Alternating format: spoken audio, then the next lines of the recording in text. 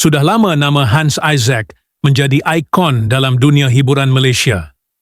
Lelaki yang satu ini bukan sahaja terkenal dengan lakonannya yang berkarisma, malah juga dengan gaya hidup mewah yang tidak pernah gagal mencuri perhatian lensa media.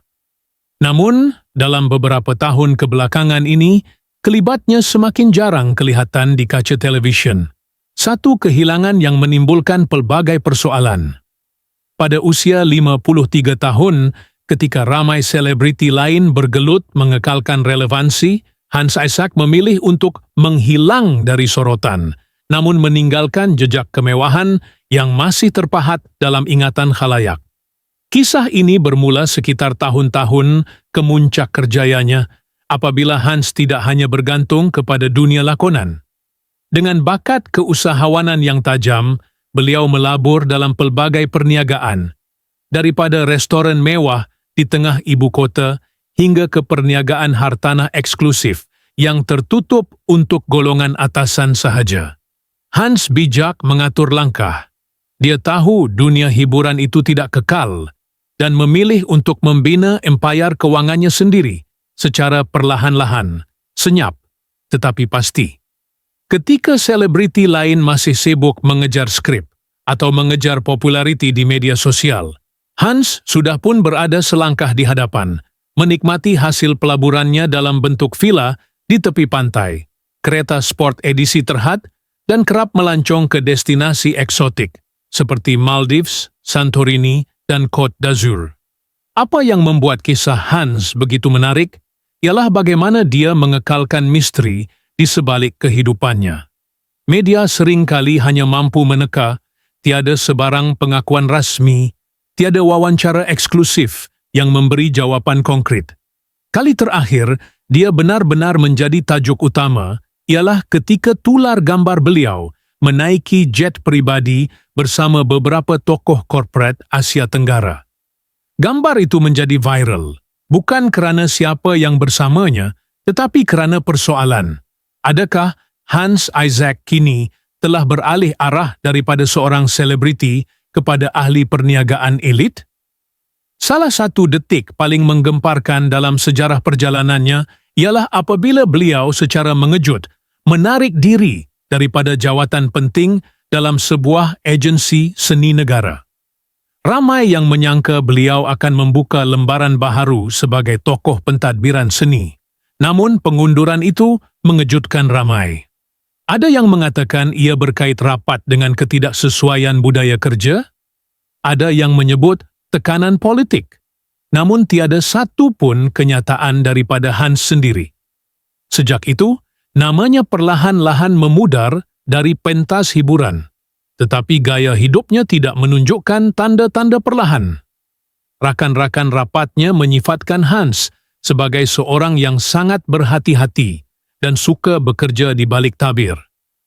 Beliau kini lebih banyak menghabiskan masa di kediaman mewahnya di Damansara Heights, sebuah banglo 3 tingkat dengan rekaan moden minimalis, dilengkapi kolam renang infinity dan ruang tamu terbuka yang menghadap panorama Bandar Kuala Lumpur. Sumber dalaman mengatakan Hans kini lebih gemar melibatkan diri dalam pelaburan teknologi dan kriptowang. Malah dikatakan menjadi pelabur utama dalam beberapa startup fintech di rantau Asia. Ada satu peristiwa yang masih menjadi bualan hangat hingga ke hari ini. Satu majlis makan malam tertutup yang diadakan di sebuah pulau pribadi, dihadiri hanya oleh individu terpilih, termasuk ahli politik, usahawan, dan selebriti terkenal dari negara jiran.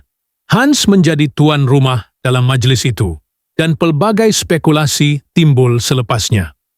Ada yang mendakwa majlis itu sebenarnya merupakan pelancaran rasmi syarikat pelaburan global milik Hans. Ada juga yang percaya ia hanyalah majlis sosial eksklusif. Tidak ada gambar rasmi, tiada kenyataan media, hanya bisik-bisik di kalangan elit kota. Mungkin itulah yang membuatkan sosok Hans Isaac begitu menarik. Dia tidak pernah benar-benar meninggalkan dunia hiburan.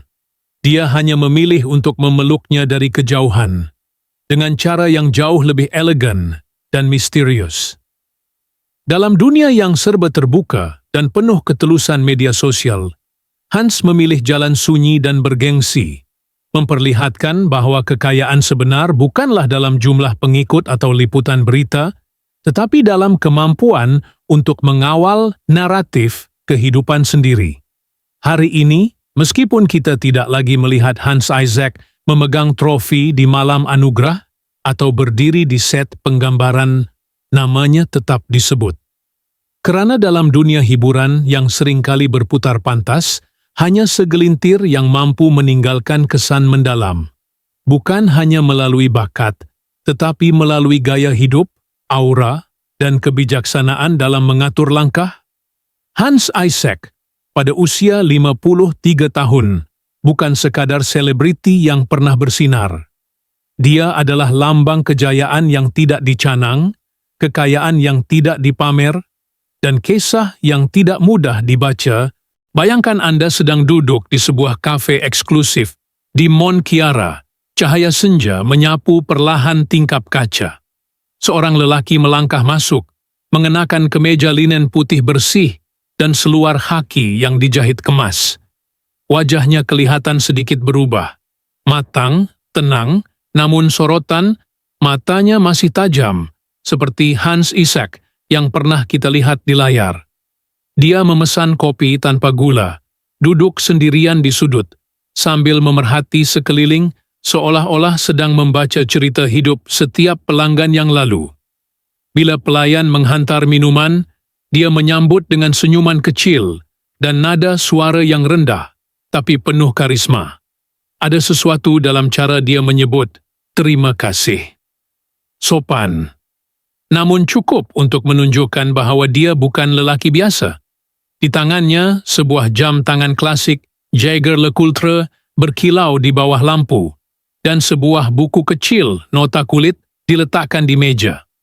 Bukan telepon pintar seperti kebiasaan. Hans masih mencatat idenya dengan tangan. Satu tabiat lama yang tak pernah dia tinggalkan walau dunia telah berubah.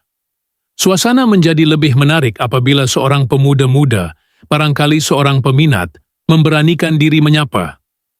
"Tuan Hans ke?" tanyanya perlahan. Hans tersenyum, mempersilakan duduk, dan melayan perbualan dengan penuh minat, walau jelas dia tidak lagi haus perhatian. Tidak ada gaya angkuh, tiada rasa terganggu, hanya seorang lelaki yang pernah hidup di tengah gemerlapan, kini lebih menghargai momen tenang dalam hidupnya. Salah satu butiran kecil tapi penting yang ramai tidak tahu ialah Hans mempunyai koleksi buku klasik Inggris dan Melayu di perpustakaannya, daripada karya Shakespeare hingga ke tulisan lama Usman Awang. Di rumahnya terdapat sebuah ruang khas yang hanya digunakan untuk membaca dan menulis. Dindingnya dihiasi lukisan-lukisan kontemporari yang beliau kutip dari pelukis tempatan, bukan demi prestige, tetapi kerana dia benar-benar menyukai seni.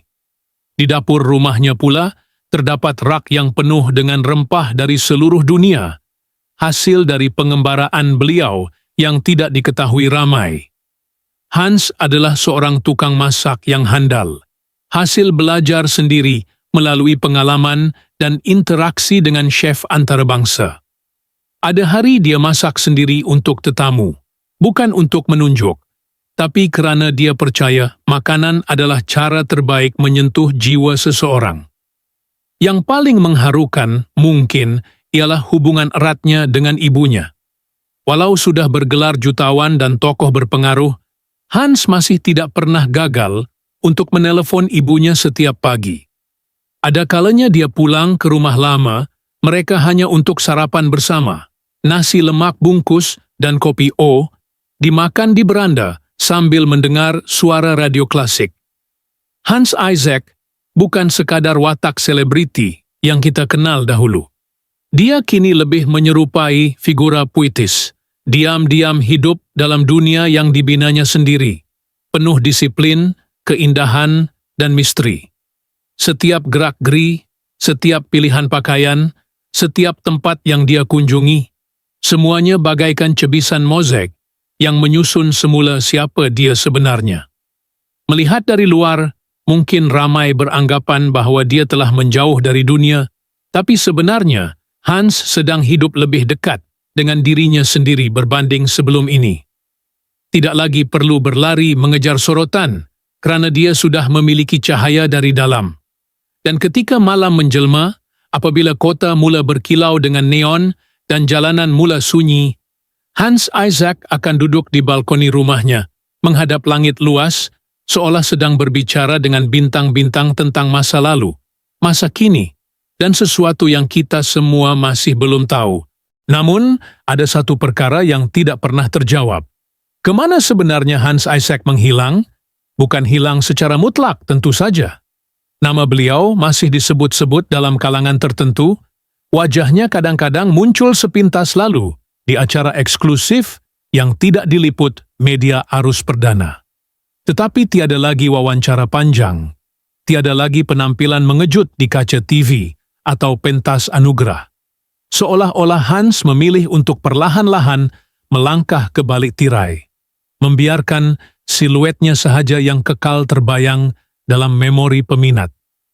Ada desas-desus yang mengatakan dia kini menetap separuh tahun di luar negara, kononnya di Lisbon, Portugal, di sebuah rumah agam lama yang menghadap ke Laut Atlantik. Di sana, dia menjalani kehidupan sebagai penulis bebas, menulis memoir atau naskah yang belum pernah diterbitkan. Tapi, tiada bukti sahih, tiada gambar yang menunjukkan keberadaannya. Dan mereka yang rapat dengannya, jika benar masih ada, semuanya memilih untuk berdiam diri. Sebilangan lain percaya bahwa Hans sebenarnya sedang mempersiapkan sesuatu yang besar, sesuatu yang akan mengubah persepsi orang ramai terhadap dirinya. Film terakhir, sebuah dokumentari rahasia tentang kehidupannya, atau mungkin satu bentuk seni baharu yang sedang dia kembangkan dalam diam. Pada satu ketika, muncul satu akaun media sosial misteri yang memuat naik foto-foto kabur. Siluet seorang lelaki di antara bayang-bayang bangunan kolonial, secawan kopi dengan cincin emas khas yang pernah dilihat di tangan Hans, dan potongan nota tulisan tangan yang menyebut, kadang-kadang, untuk benar-benar melihat diri, seseorang perlu hilang dahulu. Tiada nama disebut, tiada pengesahan, tetapi pengikutnya melonjak. Ramai percaya ia adalah Hans sendiri yang sedang mengisyaratkan sesuatu, perlahan dan sengaja. Lebih aneh lagi, dalam satu sesi lelongan seni diam-diam yang berlangsung di Singapura, salah satu lukisan yang dijual, sebuah karya abstrak bertajuk Bayangan yang Tidak Pernah Tidur, dipercayai dilukis oleh seorang pelukis dengan inisial H.E. Lukisan itu penuh dengan simbol-simbol ganjil. Sebuah kapal tanpa layar, sebatang pohon dengan akar terbalik, dan sebuah jendela terbuka menghadap kegelapan. Apakah itu metafora kepada kehidupannya sekarang? Atau sekadar permainan seni yang disengajakan?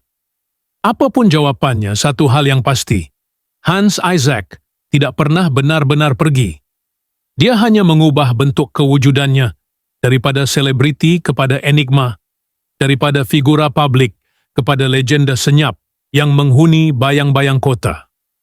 Dan seperti mana-mana kisah yang tidak selesai, misteri ini membuatkan kita terus menoleh ke belakang, berharap ada petunjuk kecil yang tertinggal. Di antara garis waktu, di antara detik sunyi, di antara cerita-cerita yang tidak pernah diceritakan sepenuhnya. Dan barangkali itulah yang paling menarik, kerana ada kalanya ketidaktahuan membuat kita terus ingin tahu. Ada masanya kita bertanya, apakah seorang insan itu memilih untuk menghilang atau sebenarnya sedang menyusun dirinya semula, perlahan-lahan, di balik dunia yang tidak lagi memerlukan pengakuan. Hans Isaac, nama yang dulu menandakan glamour, sorotan, kemasyhuran, kini lebih banyak hadir dalam bentuk bayang, dalam kisah yang diceritakan separuh, dalam foto yang tidak pernah ditandai, dalam bisik-bisik tentang seorang lelaki yang pernah menjadi pusat perhatian, kini memilih menjadi pemerhati dari kejauhan. Orang ramai masih mencari dia. kadangkala dengan niat ingin tahu, kadangkala hanya kerana rindu, tetapi setiap pencarian hanya membawa kepada lebih banyak pintu yang tertutup, lebih banyak teka-teki yang tidak terjawab. Rumahnya di Damansara Heights masih berdiri, tetapi jarang kelihatan sesiapa keluar masuk. Kotak suratnya kosong, kolam renang berkilau, tapi tiada riak air. Ada yang mendakwa terlihat kelibatnya di satu galeri seni di Kyoto, berdiri lama di depan lukisan monokrom tanpa mengucap sepatah kata. Ada pula yang mengatakan dia pernah muncul sekejap di Istanbul, menaiki tram malam sambil membaca buku dalam diam. Tapi semua itu seperti mimpi, tidak ada yang benar-benar pasti. Dan mungkin itu memang niatnya, kerana ada orang yang tidak mahu dikenang sebagai seseorang yang pergi, tetapi sebagai seseorang yang pernah ada cukup dalam untuk meninggalkan kesan, tapi cukup jauh untuk tidak dapat digenggam. Seperti bayang yang muncul hanya ketika cahaya berada pada sudut tertentu, Hans menjadi semacam ilusi hidup, hadir dalam kenangan, dalam simbol, dalam pertanyaan yang tak terjawab. Kehidupan mewah, dunia seni, bisnis rahasia, nota tangan misteri, semua itu kini hanyalah fragmen, potongan mozaik yang tidak lengkap, dan mungkin tidak pernah akan lengkap, kerana sesetengah cerita tidak dicipta untuk ditutup dengan nokta. Ia hanya dibiarkan tergantung, sepi, mengambang di udara, menunggu masa, atau tidak menunggu apa-apa pun, seperti pintu yang dibiarkan setengah terbuka, seperti seseorang yang duduk membelakangi tingkap, seperti nama yang disebut dalam mimpi lalu hilang tanpa jejak, dan kita pun dibiarkan tertanya-tanya, apakah dia akan kembali, atau dia sebenarnya tidak pernah pergi?